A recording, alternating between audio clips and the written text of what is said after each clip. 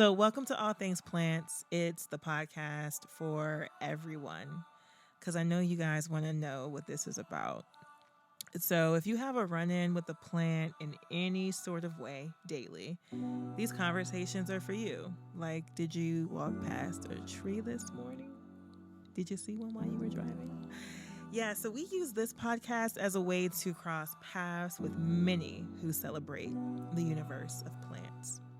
Through our journey of conversations about plants and even some random off topic real life things, we hope that our true human interactions captured in real time can inspire you, teach you, grow you, bring you closer to you, and even closer to Mother Earth.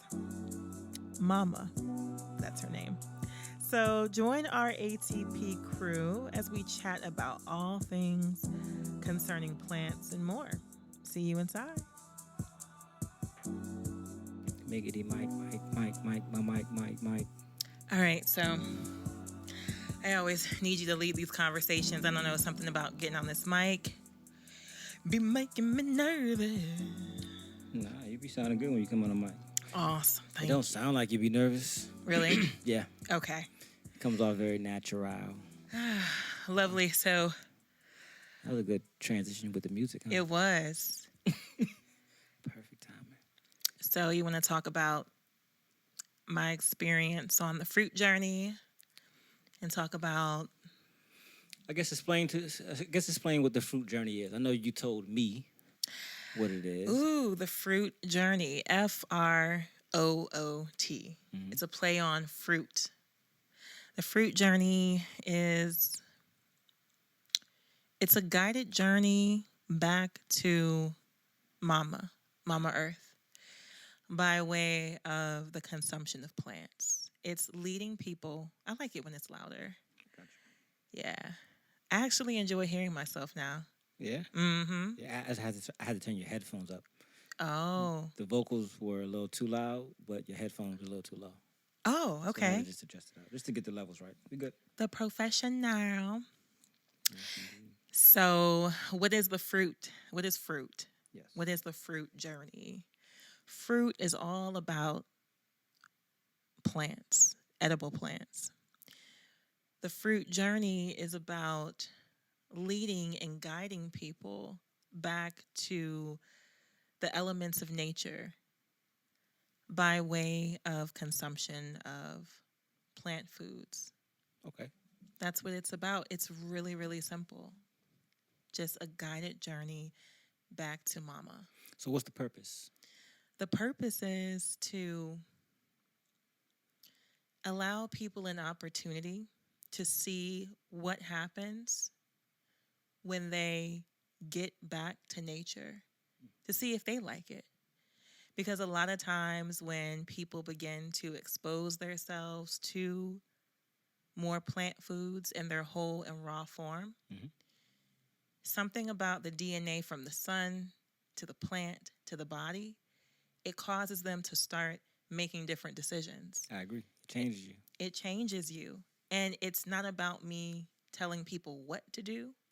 It's more so about making recommendations and guiding them, and for them to pay attention to themselves more and see what changes, examine themselves and see what changes actually happen, and see if they like it. And if they do, allow them to witness that, or, watch them witness that and see where they go from there. Okay.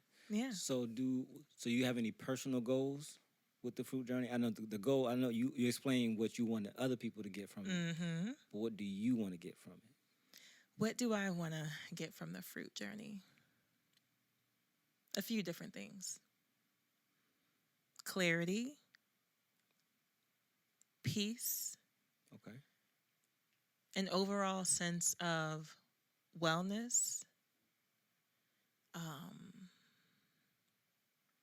heightened level of awareness, and I want to tap into my full human potential. Okay. I think that's the biggest thing for me, tapping into my full human potential. And you feel like the the eating part of that journey is most important, or at least most important now. Right now, Right now. it is. Okay. And, so far during this experience, I've been taking it slow. I'm not doing 100% raw foods right now, but just introducing 80% raw foods. Okay. It has allowed me to increase one of the most important things that I would say for me is discipline. It has really allowed me to tap into discipline, something I fought against for so long. So how did that translate to real life? How did the discipline show up? The discipline showed up in setting rules. So the first rule for myself was, let's create a new habit. Okay. And that habit was, let's do 80% raw foods in whatever form. So it can be whole, it can be juice, it can be frozen fruits. And 20% eat whatever the fuck I want.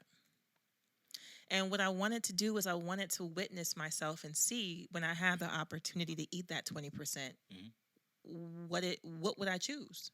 Now, when you say 20%, is it 20% of the time or 20% of what you actually consume? Because some people would take that, say, 20%, however many days out of that week that would be, and they will pig out on those days. I love mathematics, so I look at it as 21 meals a week, breakfast, lunch, and dinner. Okay. So out of that, 80%, 20% of that would be 4 meals that are cooked or whatever I want. Okay. And then the remaining, which is what, 18? The other 18 meals would be raw. Raw. Okay. Yeah. So how did you, in the past, have you done this in the past? This particular setup? No. Okay. I have been raw once in my life. It was probably about 10 years ago, and it was the best I ever felt in my entire life. Nice. So what was the thing you remember the most? I remember that it was 3 things. I remembered my experience with my emotions. Whenever I experienced an emotion that we would call, let's say, a lower vibratory emotion, such as sadness, despair, maybe even jealousy. Okay. Those emotions were short-lived, and it was like there was an immediate purpose for it of some sort. It was like I processed it quicker. The emotion was more comfortable. So you didn't dwell on it. It wasn't. Didn't dwell on it. Like if there was jealousy, the jealousy served a purpose. I allowed the jealousy to empower me. So if I was, let's say, jealous of another artist, I would immediately identify, oh, okay, I'm jealous because I'm not producing enough artwork. Let me get to it. So I used it to empower me versus honing in on the jealousy and allowing it to consume me. Yeah. That makes a lot of sense. Yeah, that clarity, that mental clarity, I can only imagine. Yes. That was one of the first things I noticed, too, when I started eating cleaner and more healthier. The mental clarity that came with it. The way I thought about things. Yeah. Yeah, all that shifted when I started eating different. So, yeah, I agree. Let's see. There was a more constant state of, it wasn't joy. It was a constant state of, I guess we would call it peace. Okay. It wasn't happiness. It wasn't necessarily joy. It was just very very leveled for me. So I wasn't as emotional. So what did that tell you about? I mean, I guess it stabilized my nervous system.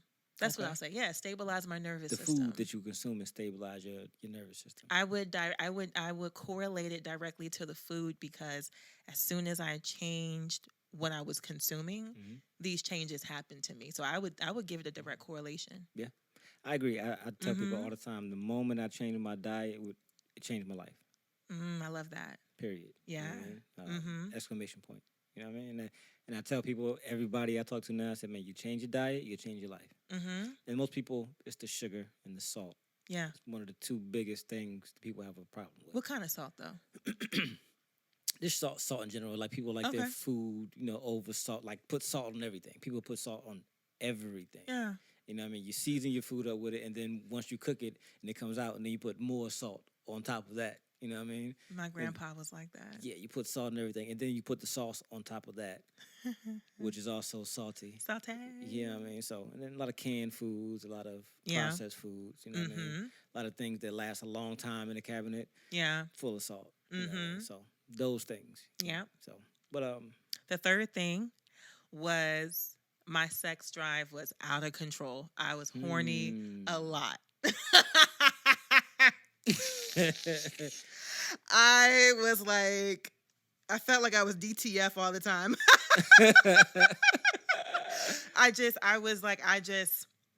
It was like down there in that, arena, in that area, it was like, I could feel her. I could feel my womb. Like, when I was eating normal food, I couldn't really feel it. Like, for instance, when I'm listening to this teacher, Masahadi, when we're going through his meta healings, for instance, he wants you to feel, for instance, like your spine, and then go deeper, feel your cells, feel your muscle tissues, get down to your cells. Without even consciously thinking, when I changed my diet to all raw foods, I could feel my womb. I could feel her. So you're more in tap with yourself. More in tapped. Yeah, I was tapped in, and then I was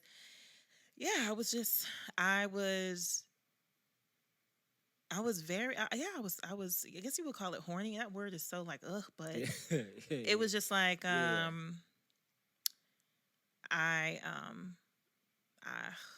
horny word. It wasn't another word for it. It's not horny, like it is another word for it, like your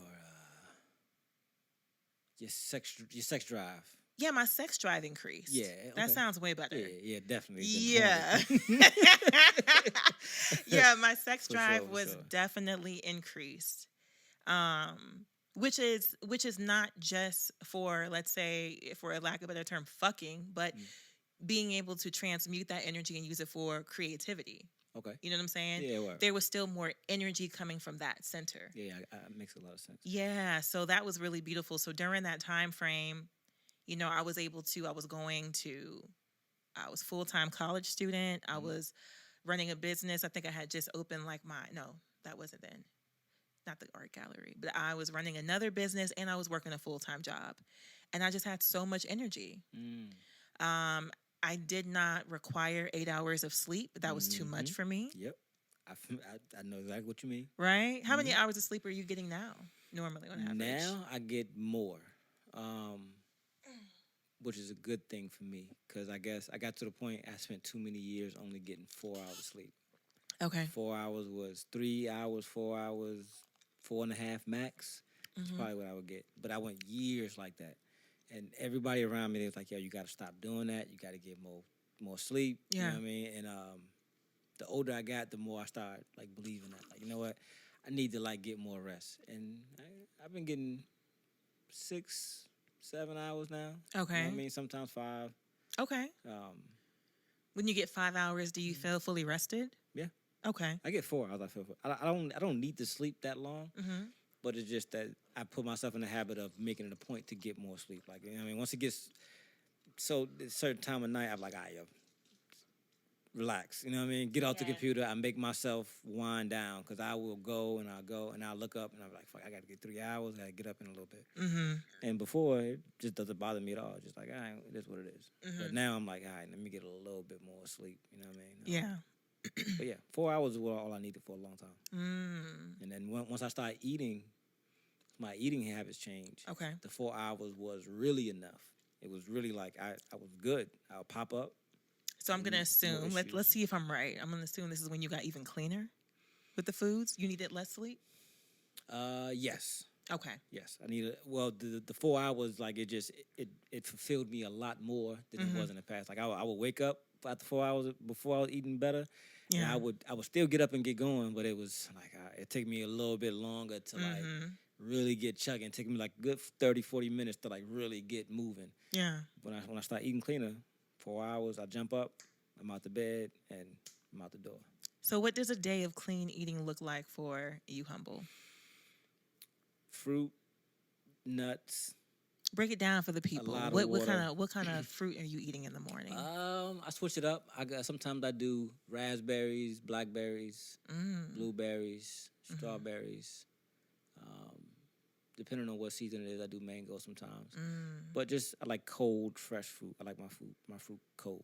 Okay. Whether it be apples, oranges, whatever. Just tastes better when it's cold. Okay. Fruit in the mornings. I do smoothies a lot of time.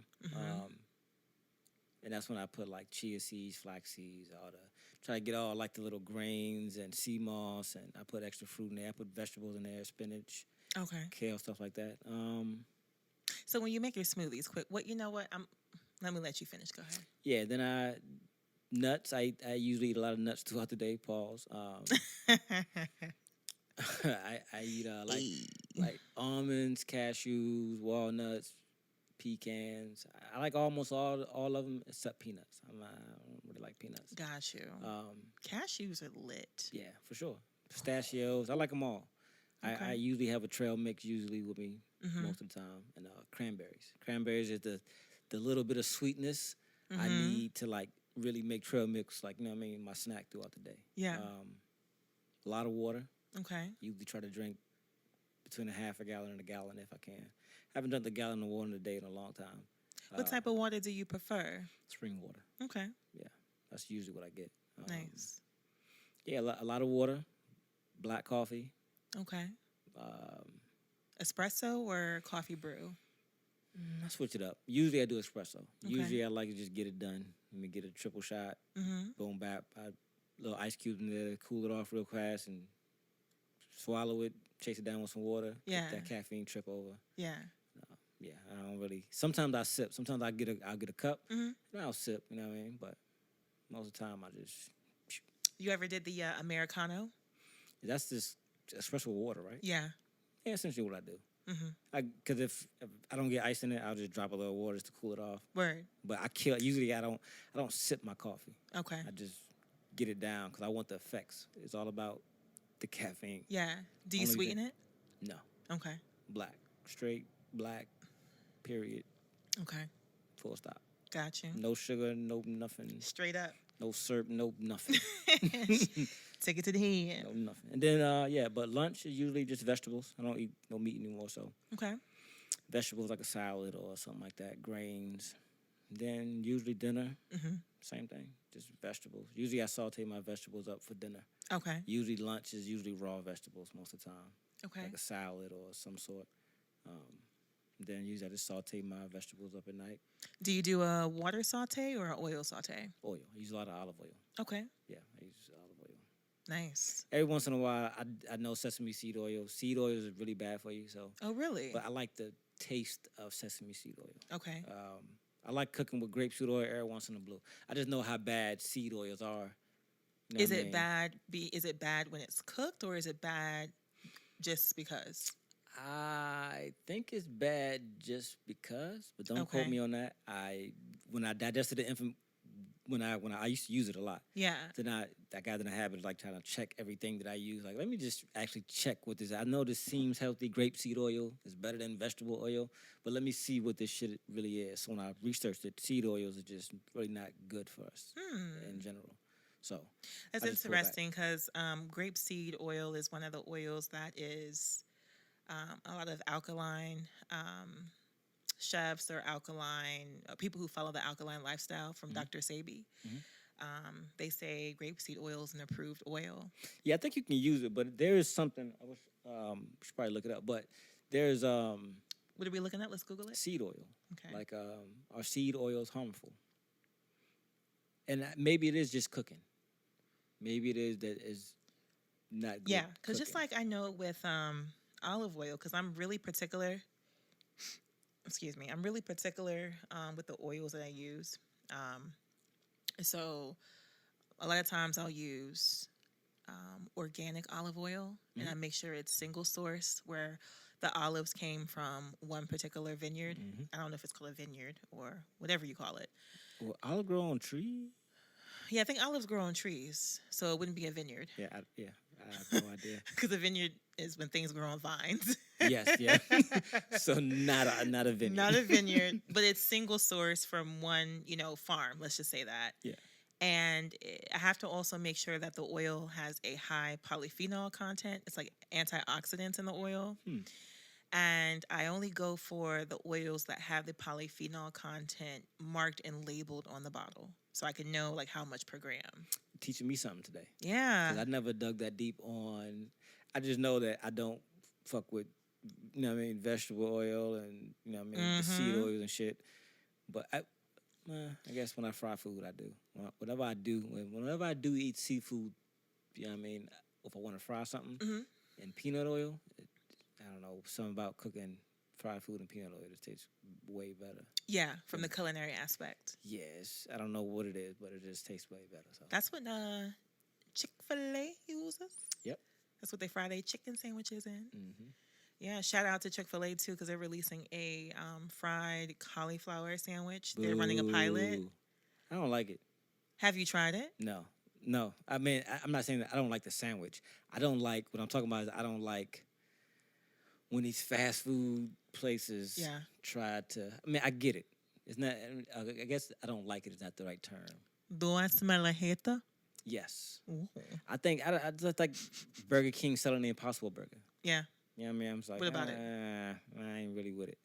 It's just you cook it on you cook it in there right next to all the other meat, using the same utensils, most likely, the same grill. They do. The same everything. Yeah. So it really ain't.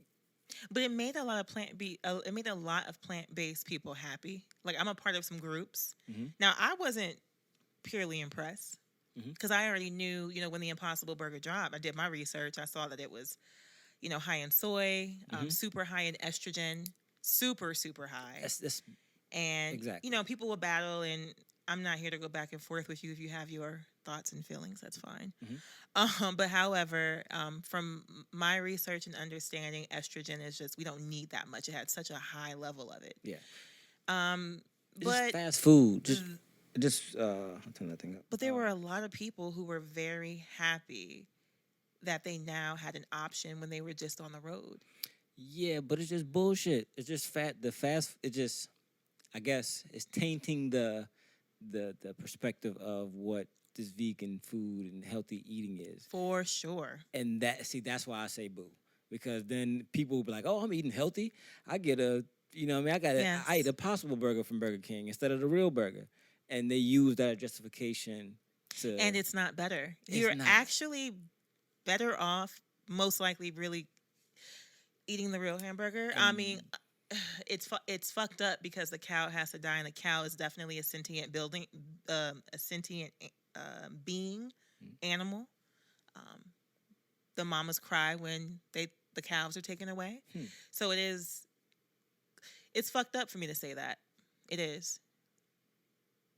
It's a dichotomy. I mean, I don't know what to say. It really is. So we have so many of them. But in relation to society, in relation to the human body and health and wellness,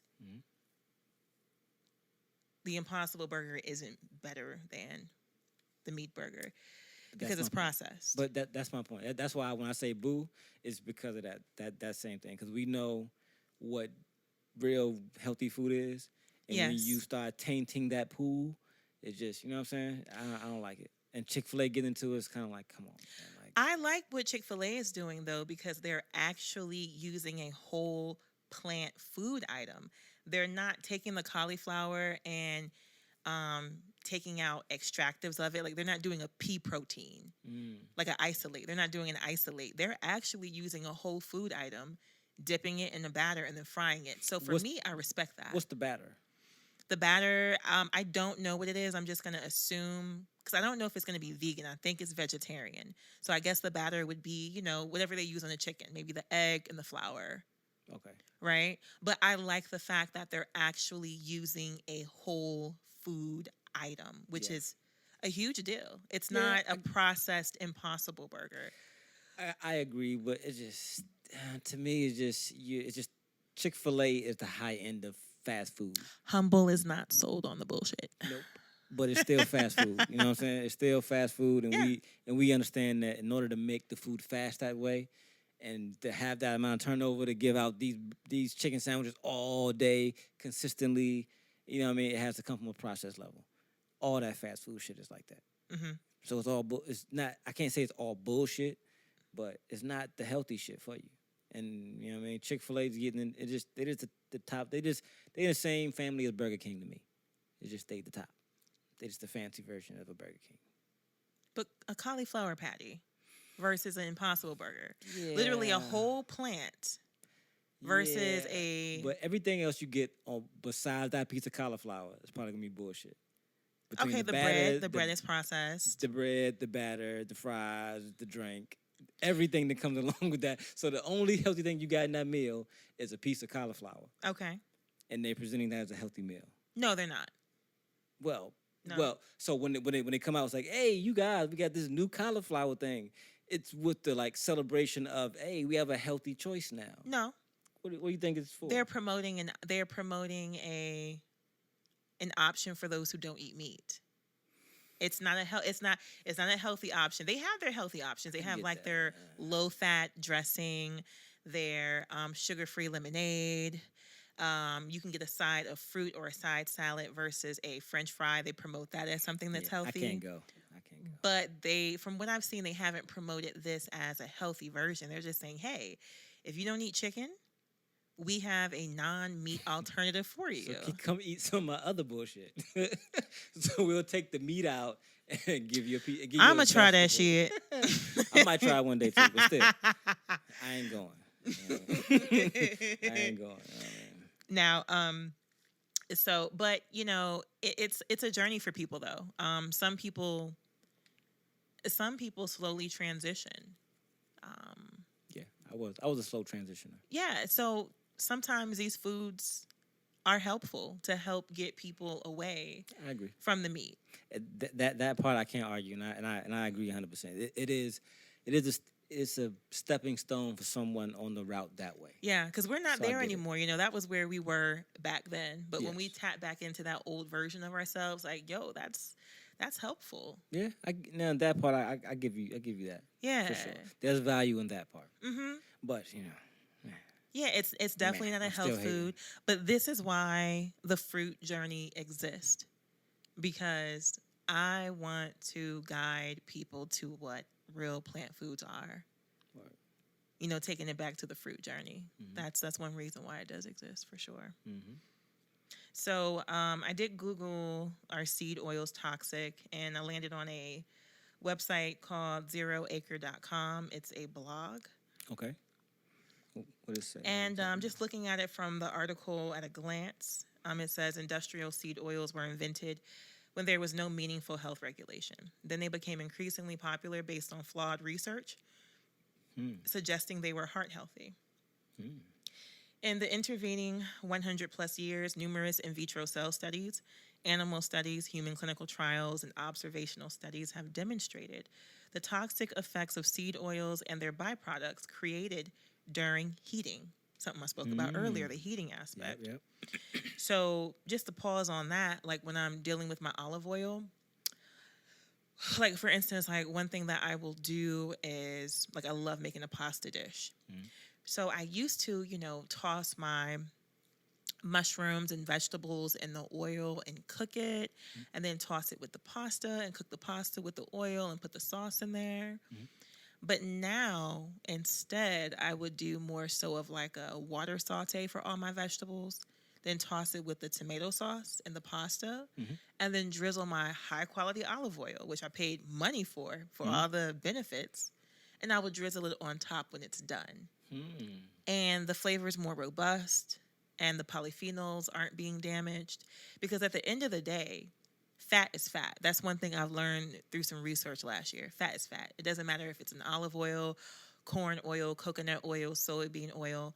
The body really just doesn't fuck with fat like that. Because it's just fat.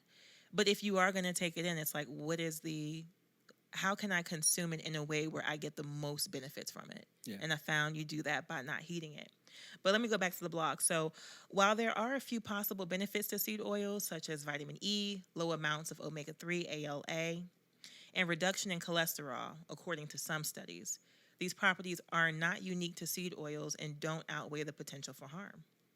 Industrial seed oils are hard to avoid if you mainly eat food from restaurants and prepackaged processed foods, but easy to avoid if you learn to read labels and do as much of your cooking as possible. That part. Yeah, so they're not good for you. Well, they're not good for you when you heat them. Because you know what I mean. Yeah, they're not good for you when you heat them. Oh, wow, this is interesting. Okay. The average American consumes 5 to 10 tablespoons of vegetable oil per day. So, quiz. So, 5 tablespoons of corn oil requires how many ears of corn? 5 tablespoons? Mm-hmm. How many ears of corn? Yeah. 50. No. One more try. 100? Close. 98. For 5 teaspoons? Tablespoons. Tablespoons? Yeah. But still. Yeah, wow. That's wow. Whoa. 5 tablespoons of sunflower oil requires how many sunflower seeds? 1,000. No. More than that? Yeah. Whoa. 2,000? Nope. 2,800. To make how many? How much? 5 tablespoons. That's pretty wild. That's a pretty high. That's a lot of product for a very small yield. It is. It's what's coming to mind right now is that oil is not sustainable. Yeah, it doesn't Like sound for Mother Earth. What about olive oil? Don't have it, but we do have grapeseed oil. Guess how many grapes it requires? 1,000. Nope, lower.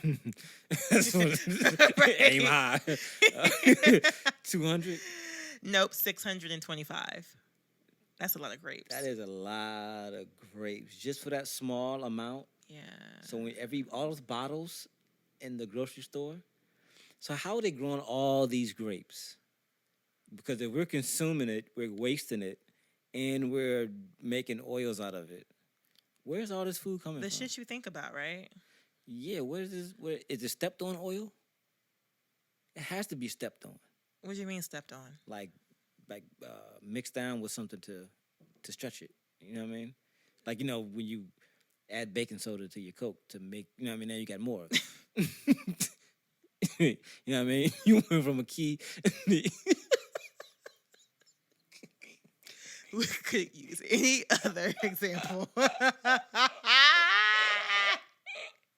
Word. Stepped on is like a drug analogy, though. That's why I went there. Oh, shit, that's hilarious. So, yeah. But you know. But I don't think so. Like, no, because you're purchasing pure oil. You really think they give us pure oil? I don't believe they give us pure oil. Yeah, I mean, yeah, certain oils, yeah. Like, you'll know if it's a blend. Like, they'll say, like, a vegetable oil blend. I might be totally wrong, Mm-hmm. but I feel like all these processing plants and agencies, and not say agencies, but all these processing plants and companies, Yeah. I think they squeeze every profit at every turn. Sure. I'm sure some brands might mix it, but they would have to mix it with, I'm thinking, another oil. It can't be a liquid because we would be able to see that visually by eye. Yeah, for sure. I think it has to be another oil. It has to be another oil. But either way, that oil is still connected to some sort of plant that's being grown in a large amount, which clearly is not sustainable for the earth. Yeah, that sounds wild. I mean, check out this. We have rice. So 5 tablespoons of rice bran oil requires how many cups of brown rice? 273. Way too high. No, 100. No, 40 cups of brown rice. But still, that's a lot. It is. And that's in 5 tablespoons. I wonder if the processing of this food is kind of like they use the oil for this and they use this for that. So where like nothing gets wasted. You do what I'm saying? I can see that. Like maybe you could have like maybe say a juice company like Welch's. You know, maybe they produce their grape juice. Mm-hmm. And then maybe once they produce the grape juice, the seeds that are left over from it, Yeah. they might sell those seeds to an oil company and then have that pressed. Yeah, like the corn thing. You know what I mean? They squeeze all the oil, but the husk could be processed into something else. Yeah, for sure. You know, so maybe it's something like that. But even still, that's insane. So industrial seed oils tend to contain fats that are oxidized or structurally damaged at the molecular level. So this isn't their natural state, but rather occurs from an industrial processing during storage or when they're heated and used for cooking. So in fact, oxidation is a critical factor that makes the biological effects of seed oils significantly more harmful than other fat sources that are not easily oxidized. So, in other words, consuming industrially processed sunflower oil is much different than eating a whole sunflower seed. Learn something new today. So, finally, when we discuss seed oils for the purposes of toxicity, we're not including olive oil, avocado oil, or coconut oil compared to most seed oils. These fruit oils have only low to moderate amounts of linoleic acid. For example, sunflower seeds oils contain up to 75% linoleic acid. Olive oil averages around 12% linoleic acid. That's huge, 12 and 75. For sure. So linoleic acid is an issue because it's unstable and it oxidizes easily. So when we look at this chart, we can see that grapeseed oil, look at that. What? Yeah. Mm-hmm. Oh, shit. So when I found out this information, that's what Whoa. sparked me about, you know what I mean, seed oils. So I was like, so it's oh. not good for you. So soybean actually has lesser linoleic acid than grapeseed. Yeah, grapeseed is up there. Is pretty bad for you, from my understanding. Holy. Yeah. So, moral of the story is be careful with your oils. Pay attention to what oil which oils that you're using and how you're using them. Mm-hmm. If you heat them, if you don't.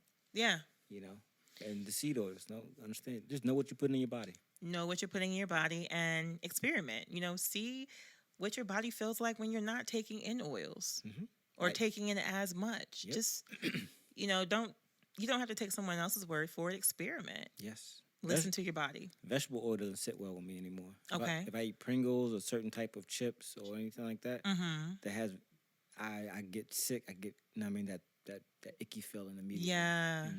I had that icky feeling the other day when I went to Chick-fil-A and ordered some French fries.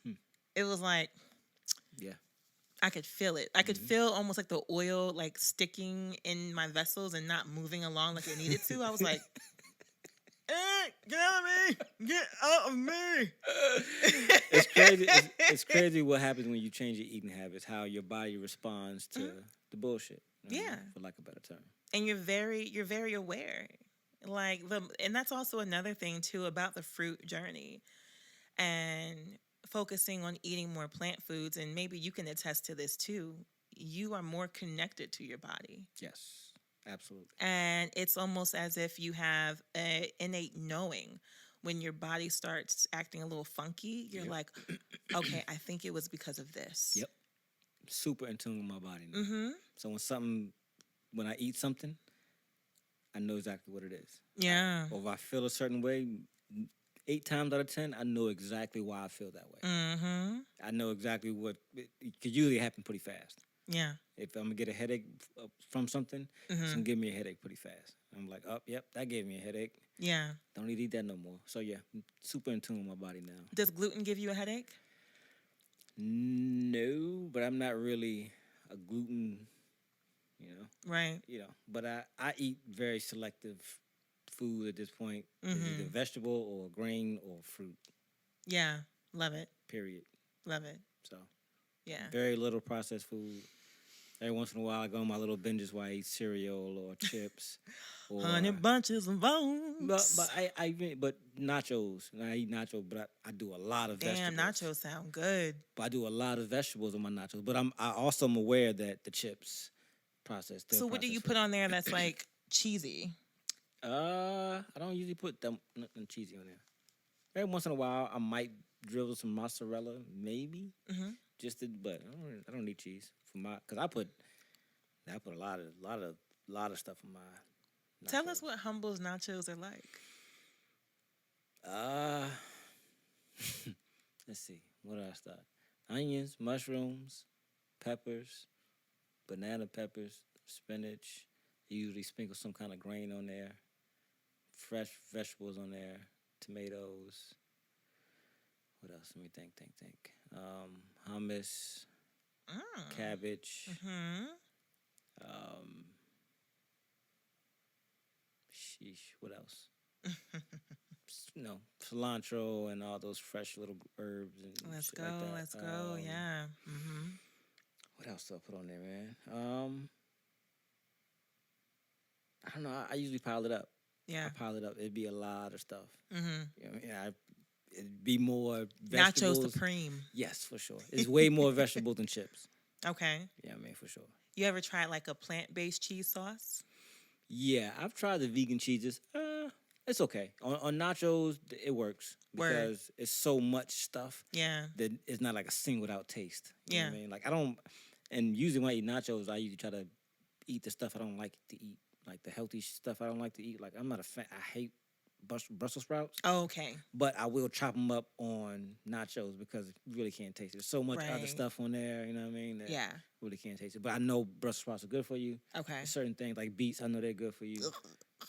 But on nachos or a salad or like the wrap I heard earlier, I can't taste it. I could see those beats in that wrap you had too. It's pretty, but god damn it, they nasty. Yeah, but you can't taste them when it's like mixed into certain stuff. God bless you. Those vegan cheeses are also full of oil. Yes, I'm aware that the best. So I try to use cheese in general sparingly. Yeah. I got my days though. You know what I mean? Some days I'll eat a vegan burger. I'll eat a big ass Impossible burger and put some cheese on it. For sure. Yeah. It's lit. You know, it's what it is. So I eat. I tread the line. Yeah. You know what I mean, I eat some bullshit maybe once or twice out of the week or the month. Yeah. That's dope. You can make a real lit like creamy nacho cheese sauce by boiling like potatoes, carrots, garlic, and onion. And then Okay. and then blending it with some nutritional yeast and some taco seasoning and some like lemon juice and vinegar to lift it. And you'll have like a nice orange, creamy like nacho cheese sauce. Oh, and yeah? that's a whole food plant-based thing. Run that recipe back just so people can hear that again. So you're going to boil some potatoes. I recommend Yukon Gold, but Idaho will work. Carrots, onion, yellow onion if you can, and garlic. You're going to boil that in some vegetable broth for extra flavor. If you don't have vegetable broth, then you can use some water. How long do you usually just boil it till? You're going to boil it until you can press a fork into your carrot and your potato, and it goes right through it. Okay, perfect. Yeah. So then we are going to let that cool down and then add that to a blender. Okay. And we're going to blend it with a little bit of liquid, depending on how thick you want your sauce to be. Mm-hmm. You can, let me also go back. When you're boiling these items, you can also add some cashews to it as well for the creaminess. Okay. Yeah. Okay. So let that cool down for about maybe 20 minutes and then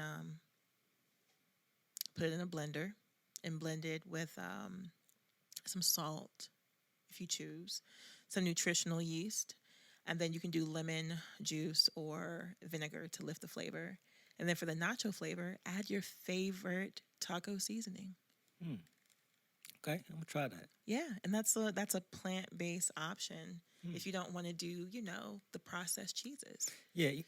Now that I hear you say that, I don't like liquid cheeses. Okay. I don't know why I never liked liquid cheese. I like the real cheese and just melt it in the oven. So like even when you were Melted. eating a standard American diet, you didn't like the liquid nacho cheese? Nah. Word. So this probably wouldn't work for you. Yeah, but I mean, I would try it. You would try it. Yeah, but I wouldn't use it. I would use it like a drizzle instead of like cheesy Word. sauce. You know what I'm Okay. saying? So yeah, I'll still try it though. It Okay. sounds good. Sounds like a good option versus cheese for sure. You can also do like a cilantro lime crema. Cilantro lime crema. You could drizzle that. So the cilantro lime crema, what you can do is you can soak your cashews, and then once you soak them, which will make the cashews easier to digest, you will blend that with some lime juice, some water, Add as much water as you want for the consistency. I would like that thick because it's a crema. Add some fresh cilantro, some salt, and blend that together. Mhm. And then you'll have a nice, almost like a, yeah, it's a crema. It's like a crema sauce. So you just drizzle it on there, and it's nice and white with little speckles of green. It's pretty Excuse me. interesting. I think there's so many things just like that. Like people can make their own sauces, Yeah. their own everything. Mm-hmm. But we're such convenience whores. You know what I mean? Yeah. That we just want everything already put together. Don't have to do all that work. We think, oh, I want a sauce. I want to go to the store, buy it in the bottle, Yeah. shake it up, squirt it out. And that's why, plant-based creators and recipe creators are so important to get into that space and create those items so that for those people who don't feel like putting in the work or the time, we can make those healthier whole food plant-based options available for people. I agree. And I think people can take on easy things to make it easier to do. Yeah. I mean, because even for us, like some days we don't feel like cooking. Yes. And it's really dope. Like, I'm really thankful that, like, lately, when I'm eating my raw foods, right, sometimes I'll get to the evening and I'm like, okay, I don't want to eat nothing cooked. But I don't also want to go home and chop up my lettuce and my cucumbers. I just don't feel like it. Mm-hmm. Where can I go to get me something? I'll go to Chipotle. And I go to Chipotle and I'll be like, they're like, what you want? A bowl or a burrito? I'm like, a bowl, salad, extra lettuce. You want rice? Nope. Sir, you can skip the rice, the beans, and the meat. What? Mm-hmm. Give me all the sauces, the corn, even though the corn is cooked, whatever, it's just a little bit. Yeah. Give me the pico de gallo, the medium, the mild, and a little bit of hot. And since I didn't get no meat, rice, and beans, can you double my guac? And then put extra lettuce on top. Sure. And that's what I've been doing on nights where I just haven't felt like I wanted to make my own salad. So I think, sharing this is important because, I even joined a group a few years ago. I believe it was Chef Aki, actually. Shout out to Chef Aki. She's amazing. And I purchased her meal prep detox program. Basically, she taught you how to, if you were on the go and you were eating out, how to choose better. And she had, certain franchise restaurants that you could go into during your transition stage and be able to order these things. Yeah. And at the end of the day, I know you purists out there would be like, fuck that. But people are transitioning and it's super helpful. Yeah. I'd rather someone go to Chipotle and get that salad versus get so stressed and irritated that they just end up eating something cooked. It's better. Yeah. I agree.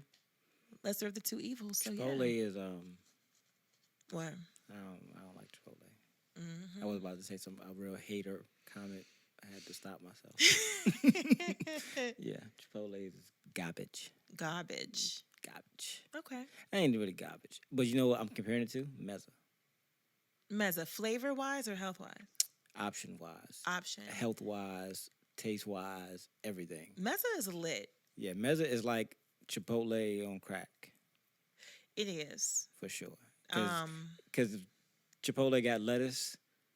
They got arugula, mixed greens, spinach, and what's the other one? Kale. Yeah.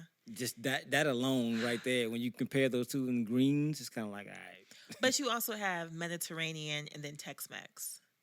Yeah, I guess. See, but to me, that's what I'm saying. Like, in comparison, if I wanted lettuce, if I wanted something real simple, I can go to Mezza and get that, and it'll still be better than Chipotle to me. So that's just me, though. And then Mezza, we have the falafel and the veggie kefta. Yes, exactly. Mm-hmm. And then you got the couscous and tabbouleh, and the beets and the onions and the cabbage and all the hummuses. Yeah. And, there's a lot of stuff over there. Oh, and their fucking eggplant. God, eggplant, the mixed vegetables, the tomatoes. The chickpea salad. Love the chickpea salad. And all these are just a topping ingredient. And when you go to Chipotle, you have lettuce, rice, beans, a meat, and some sauces.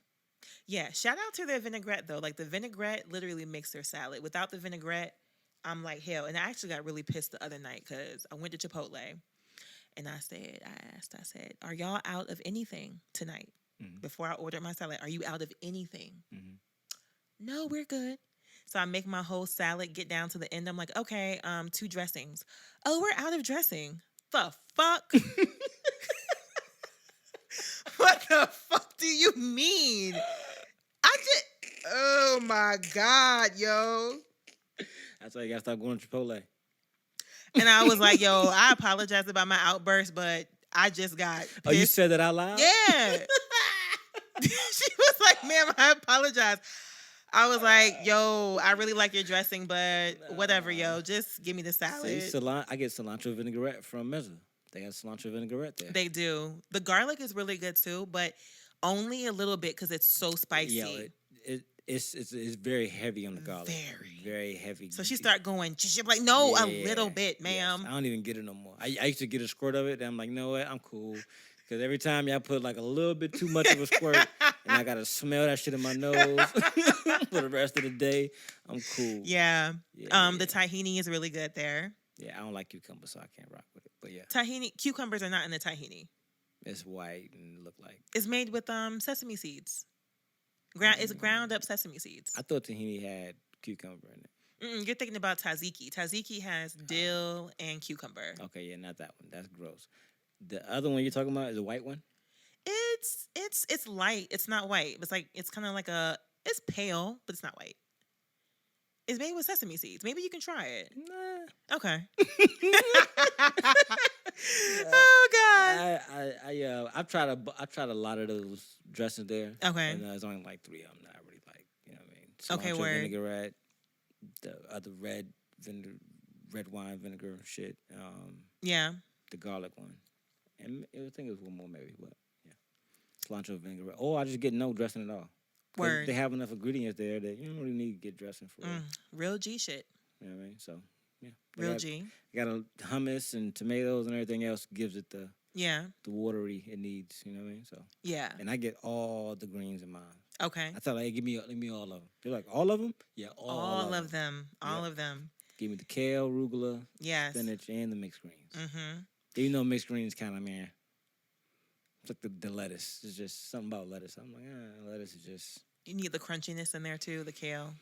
Yeah, but kale's for health. I rock with kale because the benefits of it. So I eat a lot of kale. Okay.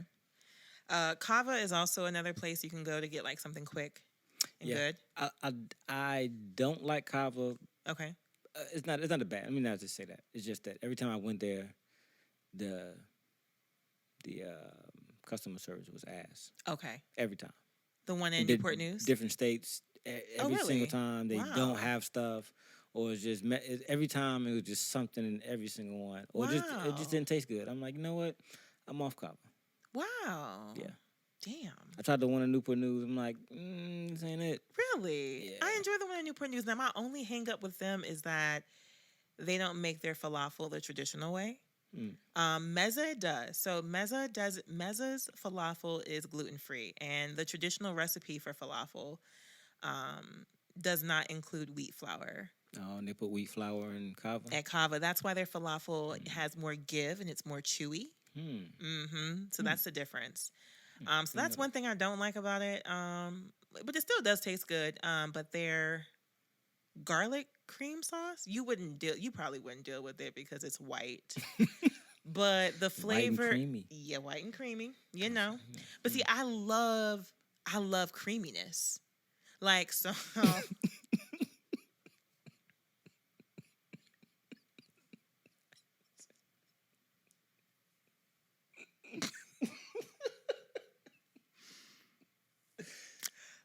well, bruh. All right, you like white creamy sauces? It's over. Like, it's just. I am a child tonight. Oh my God. So, I mean, I do. I mean, look at the fruit lattes. Yeah. I'm over here mixing fruit juice with creamy oat milk. Yeah. I get it. When I'm doing like a fruit bowl in the morning, if I have a choice between making my fruity pebbles is essentially chopped up raspberries, blackberries, strawberries, blueberries, mangoes in a bowl.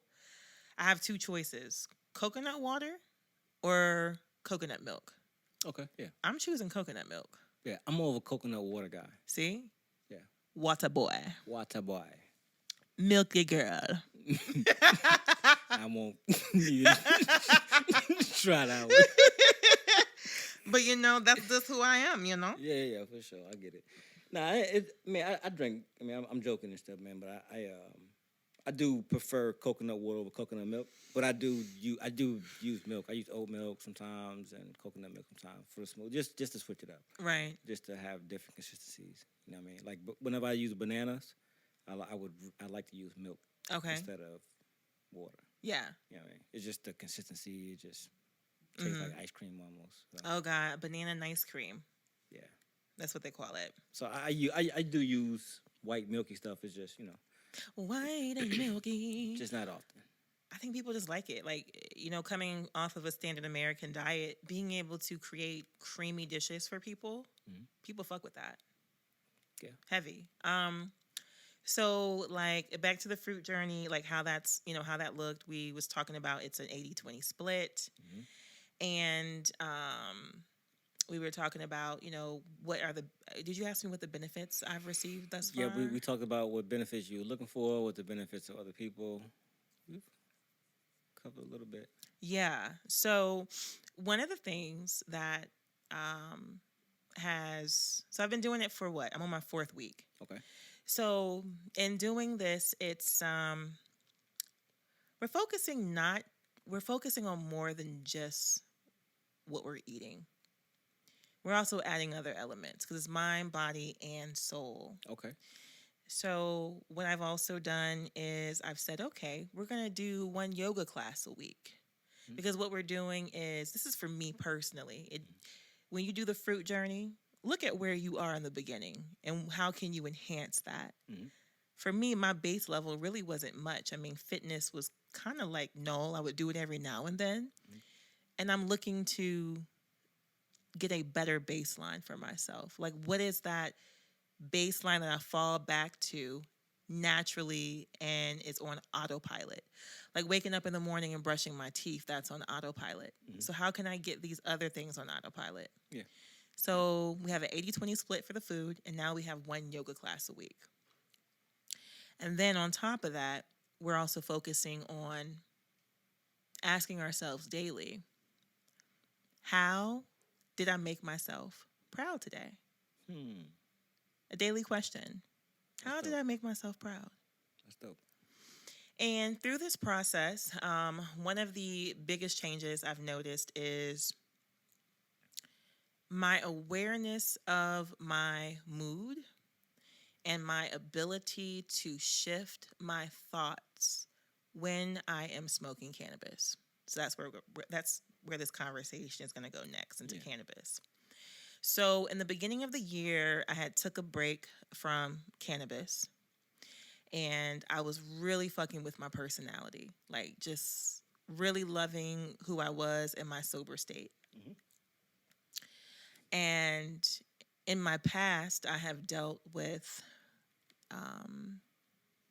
as he lights the J in the backwood. And listen, I am not demonizing cannabis. I have nothing against cannabis. It is a plant. Yeah. I'm just sharing with you my experience. For sure. Could I smoke cannabis again at some other time in life? Sure, maybe. But this is just my experience now. Do not put words in my mouth. People on the internet like to do that. So I wanted to make that clear. So, beginning of the year, stopped smoking it. Previously, I've had long run-ins with, we'll say, mental illness, depression, right? So I noticed in the month of January, and focusing on my mindset and learning that my emotions were indicators from higher self, letting me know if my thoughts were in alignment with what I wanted to create. So if that emotion, whatever name we give that emotion as humans, if it gives me a feeling that's undesirable or doesn't feel good, it's not about bad or good. It's, does that feeling feel good to you? If it doesn't feel good, then that's higher self letting me know, hey, that emotion is not linked to a thought that you want to create in your reality. So during the month of January, when I wasn't smoking, it was very easy for me to change my point of focus. Very easy. I could just accept that negative thought or whatever that thought that didn't make me feel good. I could accept it and just switch my point of focus to something else. So then I began smoking again. And see, I'm the kind of smoker where I'm not going to just smoke a little bit. See, a family member of mine, not going to put them out there like that, but, I smoke with a family member of mine. And, he would roll these long joints, and I love long joints, right? And he would always cut the shit in half. And it would piss me off. I'm like, yo, why are you cutting this in half? Why? And he would say to me, we don't need to smoke the whole thing. We're going to get high off of this, and let's enjoy that high. Watch this movie, right? Let the high come down, and then we'll smoke again to elevate. But my young ass, I want to smoke the whole damn joint. Yeah. But he, old school head, you know what I'm saying? So, he knew what it was. So with me, I buy an OZ, and I'm waking up. I'm smoking. I'm smoking all day, all morning, all night. I just like it. It's cool. Yeah. But that's just too much. It was just too much for me. I think it's too much for anybody, but it was too much for me.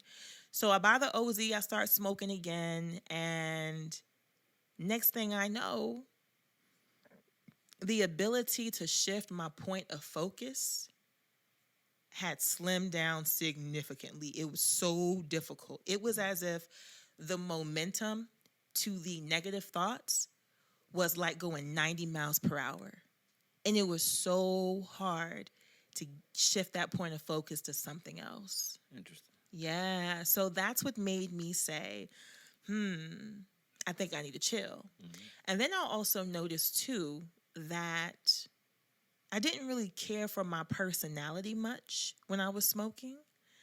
I found myself getting agitated a lot easier. I wasn't as kind. And I didn't feel like my personality was as magnetizing. In my sober state, I'm a magnetizing fucking individual. I'm awesome. People fuck with me heavy. And I like that. And I fuck with them heavy. But when I'm smoking, I don't know. Like, I don't feel that magnetization. I get that. So I just naturally, as I began this 80-20 split and eating more fresh foods, it was just that inner voice just saying, hey, you need to chill on the weed. You hear it. Well, you do. No one has to tell you. Yep. You hear it. You know it. Yep. You hear it clear as day. So I was like, you know what? I'm good. So the other day I just, I was teetering off. I was like, all right, cool. We're just going to smoke at night. And that still wasn't working for me because you know what? When I stopped smoking, I was going to bed like around 9:30, 10:30, waking up at like 3, 4, or 5 naturally. Started smoking. Next thing I know, I'm sleeping in till 10, 11. Sheesh, yeah. Yeah, it was a major difference. So I just woke up one day and I was like, I'm good. I threw the weed in the trash can. Yeah, you were committed. Yeah. If you're a weed smoker, it's a really hard thing to yes. throw weed in the trash can. But when eating cooked foods, even cooked plant-based foods, I've always, for the last 2 years, I've had that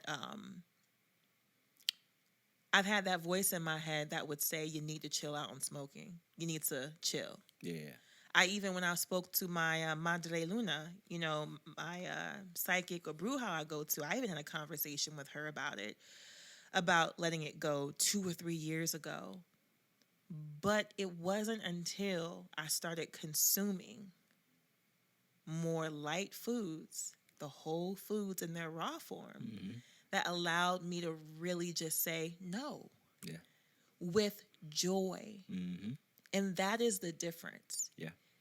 The goal isn't to stop smoking weed and allow that to cause you stress. Because if it causes you stress, is it really helpful? Yeah, I agree. So the whole thing about the fruit journey is to witness yourself and see what you naturally start doing out of pure joy for yourself.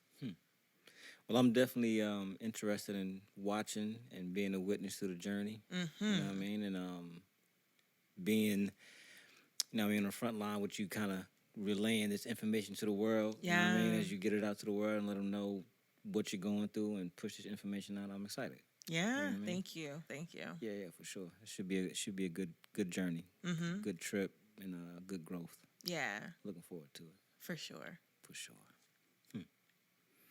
That got me thinking about maybe I based on my personality, when I don't, it sends me inward when I smoke, and it works for me. You know what I mean? Because I'm not like the live energy of the room. You know what I mean? I'm the opposite of that. Or I prefer to be the opposite of that. I'll say that. Yes. I prefer to be the fly on the wall. Okay. I prefer to be the guy in the corner, standing behind a tall guy. You know what I mean? And nobody really, they see me, but they don't really see me. Yeah. I like being in that position. That makes sense. Yeah. Cannabis would definitely take me there. Like if I'm smoking and I'm out, like at a poetry night, I'm definitely chilling in the corner. Yeah. I mean, I'm in my head a lot anyway. Okay. So I'm like that regardless if I'm high or not. You know what I mean? I'm like so zoned out in my own brain, and anyway, so Yeah. it just works. It gets those gears turning even more, and you know what I mean? And then I use it for creative purposes too. Yes. Whenever I'm about to create or do something, I know I might need that little bit of that sporadicness where, you know what I mean, if I get high, I'm able to think about this and think about that. When I'm sober, I'm a little bit more reserved, and I'm thinking about, right, what's in front of me right here. So smoking in that creative aspect allows me to create more vastly and reach further and push the limitations a little bit further. Yeah. So that makes sense. Yeah. Now I'm definitely interested in tapping into some naturally grown cannabis from outdoor soil that hasn't been fertilized, because when you're growing indoors, and I have experience with this, you are using chemicals, yes, to grow that cannabis. So that is becoming a part of that plant. You know what I mean? for sure. So I have spoken to someone, and they say that they prefer how they feel when they're smoking like cannabis straight out of Jamaica, for instance, that grows outdoors. So I would love to try some, outside grown cannabis from Jamaica and from the mountains of Nepal. They got cannabis that grows out there naturally in the mountains. Yeah. Jamaican seems pretty easy to get. And then the Nepal one, that one, I'm more interested in that one. The Reggie with the seeds in it. Yeah, I need that. A trip to Nepal can happen.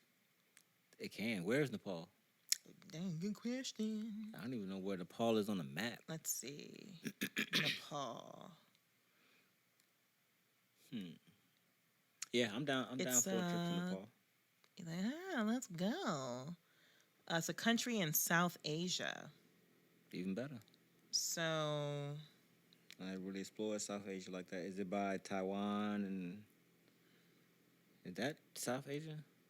let's see. Vietnam and all that? Or is that like Eastern Asia? By the Himalayas, the Himalayan mountains, I guess. Himalayans. Yeah, I'm not hip on geography. So it's right.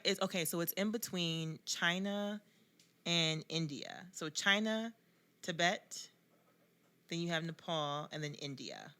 Okay. Wow, that's a dope trip. Yep. Especially Tibet and then Nepal. I'm down. Yeah, let's do it. I'm Do down. ATP up in Nepal. Yep, abroad. For real ATP abroad. Let's go. Yep. Yeah, that'd be kind of dope though, for real. Yeah. If you can do that like abroad, do like a podcast in a different country. Yes. And do this setup right here on the side, like on the mountain. We got a podcast on the mountain where it's being grown. We gotta pick it off the tree. We're gonna put the mics up first. Then we can go pick it and come sit back down. We're gonna podcast while we gotta start podcasting sober. Yes. This is my first podcast sober. Is it? Yeah, every podcast that we've done so far have been hard as fuck. Has it everyone? Yeah, maybe so. Mm-hmm. Yeah, maybe so. Yeah, yeah. Yeah, oh yeah. The cannabis is beautiful out there. Yeah, cannabis in Nepal has been illegal since 1976, but the country has a long history of use of cannabis for Ayurvedic medicine. Mm. So that means that it's fairly easy to go out there and find it. Yeah, so they have this thing on, it's called the Hippie Trail. So in the 1960s, the Hippie Trail began to route young Western adventurers through Nepal. The stable traditional cannabis economy was rocked by the influx of demand, and the heavy usage by visitors normalized and made cannabis consumption trendy locally. The increased demand and linkage to outside markets led to an increase in hashish production, and smuggling routes were established through India and the wider world. Sheesh. So I watched a YouTube video a while ago where these Westerners were over in Nepal and they were climbing the mountain, and it's like every level they hit, the mountain had like goats, like people herding their goats, houses, like a little cafe, Yeah. like on every level they would hit. That's dope. And it just had marijuana just growing. That'd be dope. Mm-hmm. I like experiencing stuff like that. Like that kind of stuff feeds me. Like experiencing. Yeah, let's do different it. things. We're Yep. putting it out there now. We're going to Nepal, Yep. and we're gonna do the podcast in Nepal. We're gonna Yep. I'm gonna have show y'all what cannabis is out there. And I would actually smoke that cannabis because it's, grown outdoors with no chemicals. So I would do it. Yeah. Get some good Nepalese food. Oh, You know what I mean? oh yeah. I'm with it. Let's go. Sit on the side of a mountain. Hallelujah. Hopefully you got a mezza out there. Oh my God. The fuck? Yo, if I see a mezza in Nepal, that's like, I am not going in there. Because as soon as you walk in there, it's going to disappear. It might be different. It might be like the real mezza. It might be like some real Mediterranean. Hey. Yeah, have you ever been to like a McDonald's in a different country? No, I haven't, but I've watched videos on it, and it's hella interesting. Yes, it's very. I've been to them in a couple countries at this point. Yeah, they have the food is very different. I can say very different, but oh yeah, that was crazy. Cannabis tour. Yeah, that looks. We wild. will link this in the show notes so you guys can check it out. It's Upper Himalayan Treks and Adventure Private Limited, Pokhara, Nepal, cannabis tour. Yeah, Look at man. all that weed growing outdoors. We should make it like a ATP trip. Invite some of our listeners. Oh my God, that would be great. That would be awesome. Okay, let's do that. Make it like a little group ATP thing. Go Yeah. out there, do a live show. Oh my God. Okay, yeah, I'm so excited now. Yeah. Let's do it. Yep. We can set up and we probably can like get connected too. For sure. Like try to plug in with some people that's like really growing it on the professional side, Yeah. on the illegal side. Yeah. All that. That'd be awesome. I'm definitely No down. cameras, man. Especially if we do all audio. What? We might be able to get some real good content. There is a secret restaurant on the edge of town that offers a drink called Bang Lassi. It's a mixture of yogurt, water, spices, milk, and cannabis. Essentially, it is a cannabis milkshake without ice cream. It can be ordered in strong, medium, and light. Okay. Trust me, it's good. I tried the light, and for 3 hours, I couldn't stop giggling. I felt light and breezy like bubbles. It was a lot of fun. Okay. Hell yeah. Okay. I'm with it. Let go. That'll be a good one. Yes. So, That'll be a good trip. Let's put that in the air. okay. For sure. I got that. So ATP Cannabis Tour of Nepal. Yep. That'd be awesome. Hope to see you there. We need to start like marketing in Nepal. Yeah. That ain't gonna be too hard, especially on social media. Some real targeted. True, because we can, yeah. Yeah, we can like really target it down. Mm-hmm. Plan the trip around it like maybe like 4 or 5 months out and start like running shit for 4 or 5 months straight. Yeah. Before we go out there, that'd be dope. Mm-hmm. Yeah, I'm with it. Okay, let's go. I'm down. All right. Say less. We there. We are there. We'll give you guys dates later. Yeah, we'll give you dates. Looking forward to Stay it. tuned. So yeah, it's been great. For sure. I agree. Mm-hmm. All right. Until next time. Until next time. I Thanks suck for at joining closing us. these things out. You know what I mean? you got the whole delivery. I'm pretty sure you got Yeah. a speech on the tip of your tongue. You're a good opener. I'm a good closer. There you go. Boom. Let me fall back. Yeah. So thanks for joining ATP this evening. The fruit journey is lit.